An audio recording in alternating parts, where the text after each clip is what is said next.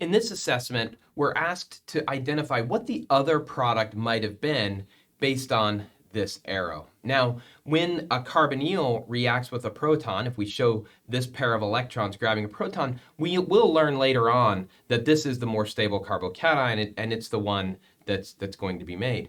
But the arrow that we use, especially when showing the pi electrons grabbing that proton, how do we know whether that proton is adding to oxygen or carbon based on the arrow that we've drawn? And so I'm going to redraw this reaction the same way and show that arrow grabbing H+. This arrow doesn't specify that the hydrogen is adding to oxygen. What if it added to carbon? If it added to carbon, the product we would get would be this, where now oxygen has the positive charge.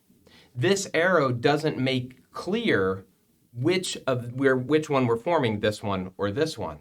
Chemical knowledge will later tell us that it's exclusively this one, but our arrow doesn't specify that. The bouncing arrow would specify that. You'll do that one on your own in part B.